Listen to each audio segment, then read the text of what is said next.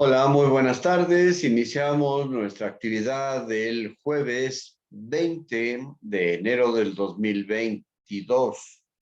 Clase de biología para el tercer año Grupo B. En esta ocasión vamos ya a entrar en la parte interesante de la biodiversidad. En clases anteriores hemos visto muchas cosas relacionadas con la taxonomía o la clasificación de las especies o de los seres vivos, ya sea vegetales o animales, o bacterias u hongos o cualquier otro de los diferentes reinos y dominios según el tipo de taxonomía o la corriente taxonómica que uno quiera abarcar. En esta situación, en esta ocasión, vamos a ver, si nos da tiempo, 3 videos. El primer video tiene que ver con la cuestión de cuáles fueron los primeros seres vivos dentro de uno de los reinos, vegetal o animal. En el segundo vamos a ver algo relacionado con la biodiversidad en términos generales. Y en el tercer video, si nos da tiempo, vamos a ver la cuestión de la geografía mexicana, del país llamado México, en el cual tenemos todos los climas posibles, todos los tipos posibles de hábitat, ya sea desierto, costa, bosque, selva, tierras bajas, tierras altas y una diversidad exquisita que nuestro país se distingue por ese detalle de tener una variación tan grande de climas, de regiones, incluso hasta de culturas, y de esta manera los recursos naturales son ampliamente reconocidos a nivel mundial, de tal manera que en 500, 600 o tantos años de explotación de los recursos, no se los han acabado y cada vez se encuentran más y más y más y más, como por ejemplo el litio, que México es uno de los países más beneficiados por sus hallazgos, por su ubicación en el norte, incluso en nuestro estado de Puebla, también se menciona que hay litio, ya sea en la Mixteca Baja o en la Mixteca Alta, y eso nos hace ser un país de primer orden, se puede decir, pero igual que en África, los africanos son ricos en recursos minerales, en recursos básicos para el desarrollo de las industrias, pero debido a muchos aspectos políticos, económicos y demás,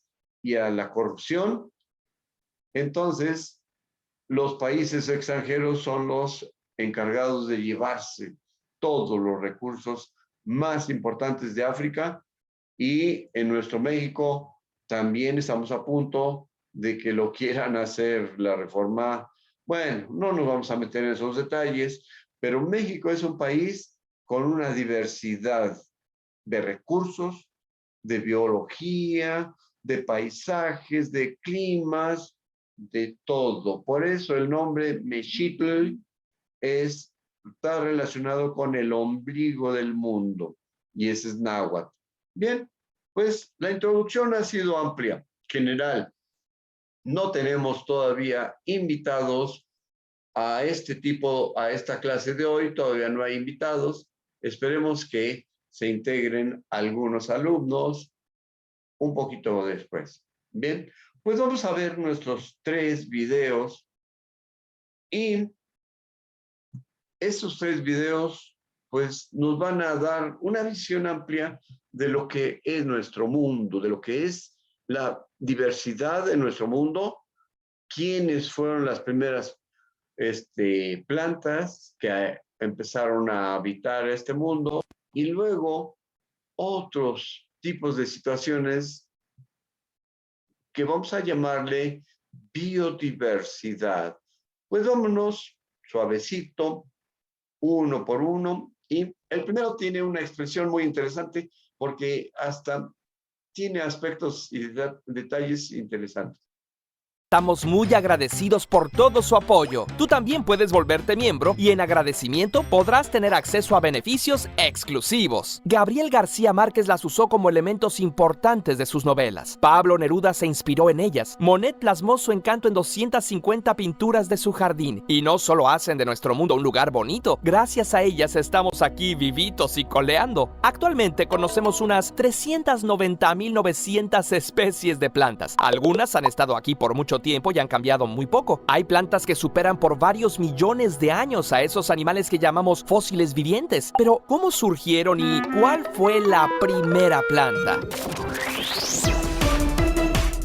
Hace muchísimo tiempo, bueno, no tan atrás en el tiempo, hace unos 3.400 millones de años más o menos, ya había vida en la Tierra y existían diferentes organismos procariotas viviendo en el agua. De esos organismos surgió uno capaz de aprovechar la luz solar y el agua para producir energía y asegurar su supervivencia. Era el comienzo de la fotosíntesis. Esta primera fotosíntesis era anoxigénica, es decir, no producía oxígeno como desecho, como lo hacen las plantas. Después de un tiempo surgió la fotosíntesis oxigénica. Una bacteria fue capaz de utilizar el agua y la luz solar para producir su alimento, pero ahora como desecho producía oxígeno. Este organismo capaz de realizar fotosíntesis oxigénica era una cianobacteria, muy similar a las cianobacterias que existen hoy en día. Podemos encontrar cianobacterias vivas y en forma de fósil en los estromatolitos. Las capas inferiores son organismos calcificados que vivieron hace millones de años y las superiores son organismos vivos. Las cianobacterias no son plantas, son bacterias fotosintéticas, pero estas fueron creciendo y reproduciéndose rápidamente. Eran tan exitosas que se empezó a acumular su desecho, el oxígeno. Su rotundo éxito quedó plasmado en las rocas. Estas franjas se conocen como formación de hierro bandeado y son nuestra fuente principal de hierro. Se formaron cuando grandes cantidades de oxígeno oxidaron el hierro del agua. El oxígeno era abundante no solo en el agua, sino también en el aire, y comenzó a reaccionar con la luz solar formando la capa de ozono. Esta capa ayudó a que más oxígeno se quedara atrapado en la atmósfera. Los organismos de ese entonces no estaban acostumbrados a tales concentraciones de oxígeno y algunos murieron, pero otros se adaptaron y lo usaron para su beneficio. Así, la vida siguió cambiando y evolucionando. Aparecieron organismos procariotas y eucariotas. Un día, cierto organismo eucariota muy glotón se comió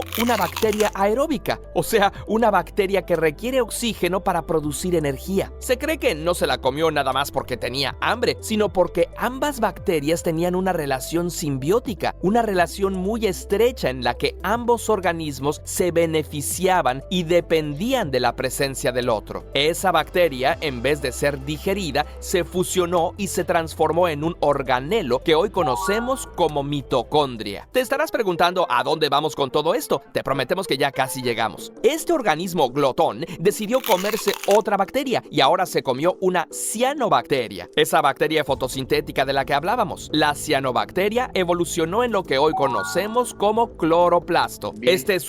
Ahí nos está explicando un poquito de la evolución de la vida a lo largo del tiempo. Entonces, el cloroplasto es un elemento importante donde ahí se van otra bacteria y ahora se comió una cianobacteria, esa bacteria fotosintética de la que hablábamos. La cianobacteria evolucionó en lo que hoy conocemos como cloroplasto. Y entonces ya se empezaron a formar los primeros elementos que forman parte del núcleo de la célula, o también llamados organelos. Bien. No tenemos todavía invitados a la clase de hoy, pero bueno, esperemos que se integren más tarde. Continuamos para poder ver los 3 videos. Este suceso en el que un organismo integra a otro se conoce como endosimbiosis y es la teoría más aceptada para el origen de estos organelos. Seguro que la endosimbiosis te suena a cuento chino, pero hay bastante evidencia que soporta la teoría. Por ejemplo, las mitocondrias y cloroplastos tienen un ADN separado y diferente al del núcleo y está organizado de forma similar al de las bacterias. Cloroplastos y mitocondrias son capaces de dividirse independientemente y lo hacen de manera parecida a las bacterias. Si a una célula vegetal se le quitan las mitocondrias o cloroplastos, la célula no es capaz de producir estos organelos. Pero volviendo al tema, ¿ya te imaginas qué sucedió? Volviendo al tema, ¿nos imaginamos qué sucedió después?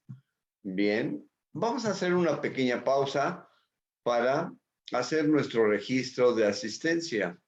Desgraciadamente, hoy no hay alumnos presentes y pues sí, es un pequeño detalle algo incómodo, ¿no? Bueno, pues vamos a verlo de otra manera.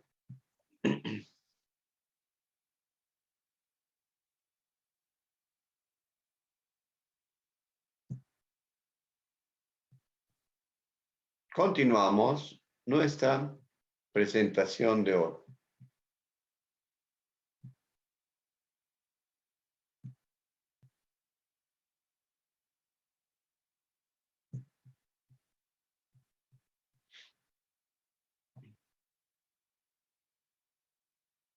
Vamos a ver cómo.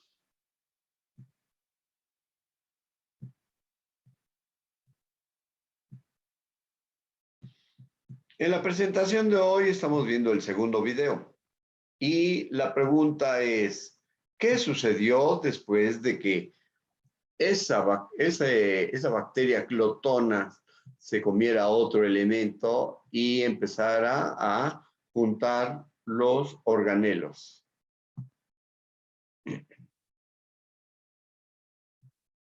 El, el elemento glotón, así le llamaron, ¿no? Bueno, pues vamos a ver, continuamos con nuestra presentación.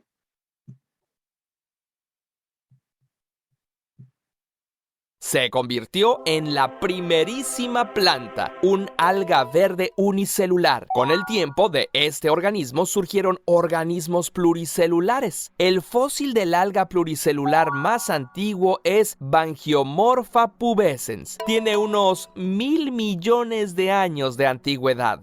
Pero las algas como que no parecen plantas. ¿Cómo pasaron de eso a esto? Algunas algas migraron a tierra y conforme lo hicieron, cambiaron de forma. Así surgieron las primeras plantas terrestres que probablemente tenían una forma similar a las plantas hepáticas actuales. Seguían dependiendo del agua para el transporte de sus nutrientes y por eso vivían en lugares húmedos. No tenían tallos y estaban muy limitadas en su tamaño, pero ya habían desarrollado unas estructuras llamadas rizoides para asegurarse a las rocas. Poco después de estas surgieron otras plantas terrestres como los musgos. La evidencia fósil más antigua duda de que cualquier acción puede afectar. Afortunadamente, estas condiciones favorecieron a algunos organismos. Había libélulas gigantes con 70 centímetros de envergadura, escorpiones igual de grandes y milpies de 2,5 metros. ¡Ay! Suena maravilloso, ¿verdad? De este periodo proviene la mayor parte de nuestras reservas de carbón por todo el material vegetal que había en ese entonces. En este mismo periodo aparecieron las coníferas y árboles como los ginkgo y las cicas, y poco a poco fueron ganando terreno hasta volverse cosmopolitas. Hace apenas 140 millones de años aparecieron las plantas con flor.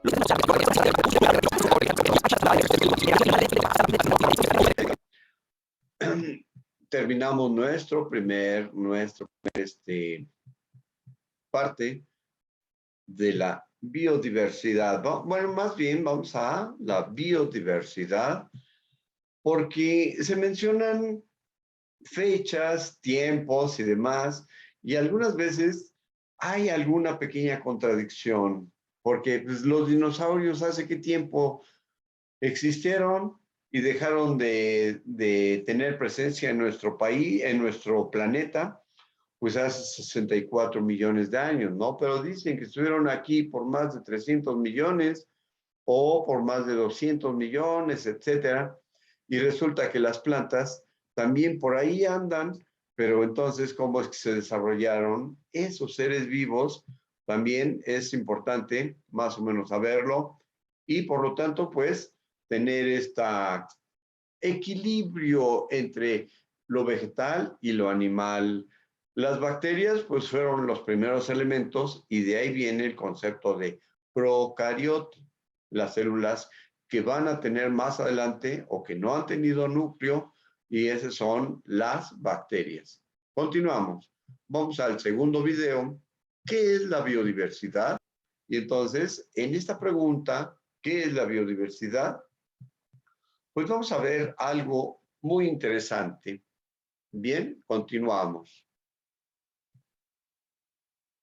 Seguimos grabando y continuamos con este elemento. Una de las características únicas de nuestro planeta es la capacidad de albergar diversas formas de vida. Gracias a los diferentes factores ambientales de la Tierra, se ha podido dar una riqueza biológica enorme de seres vivos que se han adaptado a los diferentes ambientes de la Tierra. Donde un ser vivo sufre, otro es capaz de adaptarse, sobrevivir e interactuar con su entorno. La evolución de las especies ha permitido así una variedad de ejemplares perfectamente integrados a determinados ambientes. Los seres humanos hemos aprovechado la variabilidad genética consiguiendo domesticar por medio de la selección artificial a varias especies y también hemos llegado a desaparecer otras. Por ello, es importante conocer y entender la riqueza biológica de nuestro planeta y el concepto de la biodiversidad y su importancia. ¿Pero qué es la biodiversidad? Este concepto engloba toda la diversidad de formas de vida en la Tierra, los millones de especies de plantas, animales, microorganismos y sus conjuntos de genes, así como los ecosistemas complejos que forman la naturaleza viva. La biodiversidad o diversidad biológica es precisamente la variedad de formas de vida en el planeta procedentes de cualquier fuente, por lo que incluye también todos los niveles de organización de la vida, o sea, cada una de las especies que cohabitan con nosotros en el planeta, sean animales, plantas, virus o bacterias, así como los genes que acompañan a cada especie y los espacios o ecosistemas de los que forman parte. Por esto, la biodiversidad suele considerarse en 3 niveles. El primer nivel es el de las especies, que se refiere a toda la gama de especies existentes que tiene el planeta, desde las bacterias y protozoos hasta las plantas, animales y hongos. La diversidad en las especies es producto de las diferencias morfológicas, fisiológicas, bioquímicas y genéticas que existen entre los distintos grupos de individuos. Gracias a la biología moderna, hoy podemos diferenciar organismos aparentemente similares, pero que tienen secuencias de ADN distintas como las bacterias. La biodiversidad genética. La diversidad genética se expresa en la variedad de características y propiedades de los individuos entre una misma especie, por lo que la variabilidad genética permite que las especies se adapten a los cambios ambientales, de temperatura, radiación o a la presencia de una enfermedad nueva. Las especies suelen adaptarse mejor a determinados ambientes, por lo que el tercer nivel de biodiversidad se refiere a los ecosistemas, ya que el conjunto de individuos de diferentes especies que viven en una zona determinada e interactúan entre sí forman la biodiversidad de las comunidades biológicas, o sea, ecosistema, el lugar y la vida. Prácticamente, la biodiversidad en todos los niveles es la riqueza biológica de nuestro planeta. Y a esta distribución de la riqueza por el planeta se le conoce 17 países los que han sido clasificados como megadiversos, los cuales están distribuidos entre los continentes. Estos países poseen cerca del 70% de la diversidad mundial. La megadiversidad se refiere a la gran cantidad y diversidad de especies animales, vegetales. En pocas palabras, la biodiversidad de una región. Por lo que tenemos lugares que presentan más biodiversidad que otros. Los países que se encuentran entre los más megadiversos tienen ciertas características, como tener ubicaciones geográficas cerca de las regiones tropicales, ser países de gran tamaño, tener diversidad de paisajes, zonas de selva húmeda, montañas, bosques, islas, entre otros. Con estas características. Pero a fin de cuentas, ¿por qué es importante la biodiversidad? La biodiversidad es responsable de garantizar el equilibrio de los ecosistemas de todo el mundo, y la especie humana depende de ella para sobrevivir. Irónicamente, el cual se manifiesta a través de la deforestación, el daño causado a un lugar determinado, sino que perjudica a la red de relaciones entre las especies y el medio ambiente en el que viven, del que formamos parte. Al extinguirse las especies, dejan un hueco en una red de funcionamiento cuyo daño afecta a todos, a unas especies más directamente que a otras, pero a fin de cuentas a todos. La biodiversidad no es estática, es dinámica, es un sistema en evolución constante, tanto en cada especie como en cada organismo individual. Es el fruto del trabajo de millones de años de naturaleza, por lo que su valor es incalculable e irreemplazable. La diversidad biológica es garantía para el funcionamiento correcto de las interacciones naturales, lo que permite que se den las condiciones para la vida. Por esto podemos decir que la biodiversidad no solo es nosotros. Es esencial para la vida del planeta, por lo que debemos tratar de preservarla, ya que la biodiversidad de las especies nos provee bienes tan necesarios como el alimento o el oxígeno. Nos proporciona materias primas que favorecen el desarrollo económico, es el origen de algunos medicamentos, es la riqueza misma del planeta que nos brinda cobijo y calma. Todo está conectado. Por eso, la pérdida de la biodiversidad es algo que nos compete a todos.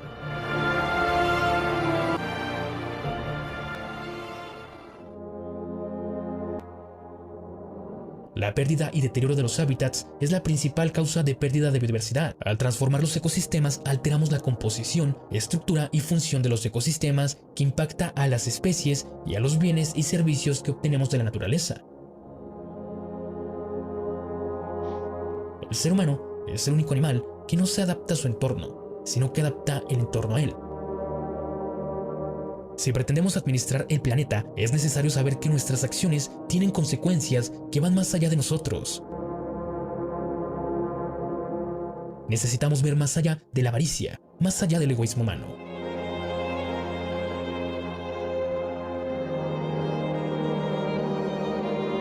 Pues lo que estamos haciendo a los bosques del mundo es un espejo de lo que nos hacemos a nosotros mismos y a los otros.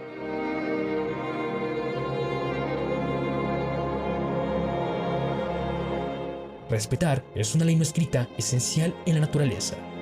Sobre todo esto, yo soy Jorge Cifuentes y esto es el... ¿Qué opinamos de todo esto? Es muy importante, de verdad es muy importante, y la biodiversidad cada vez se está reduciendo. La desaparición de algunos organismos, ya sean microscópicos o de algunos organismos macroscópicos, también están en peligro. Muchos animales en nuestros bosques se han dejado de ver. ¿Por qué?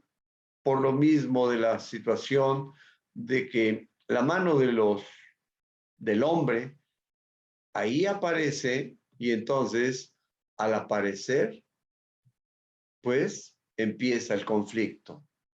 Y el conflicto es que algunas especies, en el tiempo anterior, en el siglo XX, muchos animales eran cazados por su piel, y ahora, en este tiempo, son cazados o atrapados, ya sea por su aleta, por sus colmillos, o por otros elementos de la gente que piensa que hay propiedades interesantes para ese tipo de elementos, y por lo tanto, pues, le dan un valor que no tiene o que sí tiene, o un valor X, y que hace que las especies empiecen a tener, ¿cómo se puede decir? Riesgo de su vida.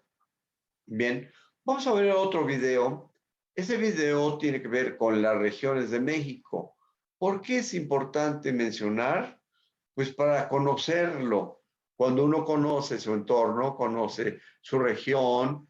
Tan solo en Puebla tenemos a la vista dos volcanes grandes, el Popocatépetl, Iztaccíhuatl. También tenemos otro que se llama Malinche, es también entre montaña y volcán.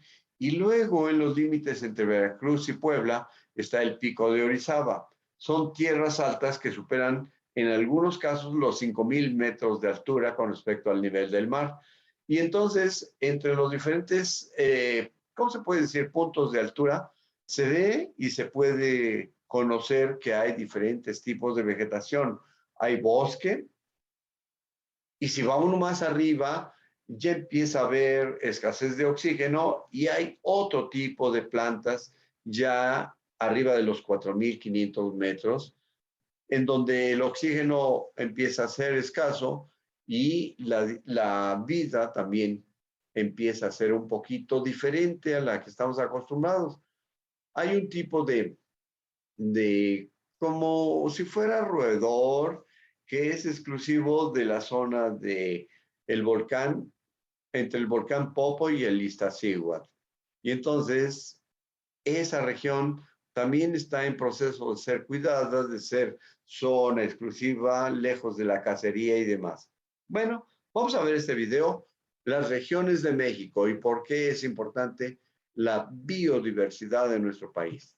Les doy la bienvenida a otra clase de geografía de cuarto grado. El tema que veremos el día de hoy es las regiones de México. No te despegues del canal del Profe Chava, que ya comenzamos.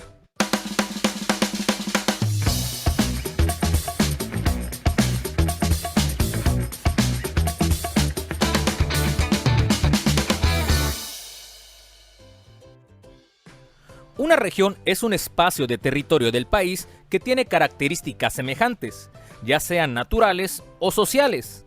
Por ejemplo, el clima, la vegetación, los pueblos indígenas o las actividades económicas. Por ejemplo, aquí tenemos 4 regiones generales que dividen a nuestro país: la región norte, región occidental, región sur y región oriental. Por ejemplo, aquí tenemos un elemento natural que está ubicado en Chihuahua, el cual representa un pastizal con un clima seco, muy característico de la región norte. Aquí tenemos una vegetación de bosque de coníferas, ya que se puede apreciar pinos. El siguiente es un elemento cultural, ya que representa una danza muy característica de Michoacán, llamada la danza de los viejitos. El siguiente elemento también es cultural, y se trata sobre la alfarería con barro negro que realizan en el estado de Oaxaca. Y finalmente, el último elemento es natural, ya que se trata del Cañón del Sumidero en Chiapas, el cual es una falla geológica o acantilado de gran altura, el cual atraviesa el río Grijalva, con espectaculares cascadas y una gran biodiversidad. México es un país con gran diversidad de vegetación y fauna. Por eso es posible dividir su superficie en diferentes regiones de acuerdo con sus características naturales. Para ayudar a la conservación de estos recursos, se necesita saber dónde se localizan y en qué lugares y climas se desarrollan mejor. Para ejemplificar mejor la información que acabamos de mencionar, ubiqué la selva seca se ubica en regiones donde el clima. El bosque mesófilo de montaña se ubica en regiones donde el clima es templado húmedo. El bosque de coníferas en regiones con clima templado semihúmedo. El pastizal se ubica en regiones con clima seco. Y el matorral en regiones con clima muy seco. Además de una riqueza natural, México tiene una gran diversidad cultural. Si realizas un viaje por diferentes regiones de México, desde el suroeste hasta el norte, encontrarás coloridos y pintorescos poblados que muestran la riqueza de los pueblos indígenas. Descubrirás las lenguas que hablan y sabrás cómo son sus artesanías. La forma de vestir, las artesanías y las actividades de cada pueblo indígena están relacionadas con el lugar donde viven. Por eso todos los pueblos indígenas son diferentes entre sí, aunque tienen cualidades que los distinguen en conjunto, como el respeto por la naturaleza y el trabajo colectivo en beneficio de la comunidad. Bien, entonces vamos a darle el mérito que corresponde a cada uno de los diferentes participantes de los diferentes videos que han estado presentes en esta actividad, en la actividad de hoy. Por lo tanto, Pues, y no habiendo alumnos en esta actividad, hoy vamos a terminar nuestra actividad con 3 videos. El primero sobre la aparición de la vida sobre la Tierra y los tiempos geológicos o los tiempos antiguos, cuántos millones, etcétera, para las plantas. El segundo, el concepto de biodiversidad, pero esto es a nivel mundial. Luego, en el tercer video, se vio algo relacionado con nuestro país en el sentido de la diversidad de climas, regiones, de flora en este caso, y también la diversidad cultural. México es un país exquisito, lleno de bonitos detalles, de bonitos contrastes y además de una diversidad cultural exquisita. Los extranjeros que conocen México dicen que México es un país formado por muchos países, por la cuestión de la diversidad cultural, la diversidad social, la diversidad de costumbres, vestimentas y todo eso que hace de México un lugar exclusivo a nivel mundial. Bien, no tenemos más que decir. Gracias y vamos a darle paso a la próxima clase y tenemos nuestro compromiso de seguir conectados vía Zoom para este tipo de eventos y actividades culturales que ahora estamos a distancia. Gracias por todo y nos despedimos. Hasta la próxima.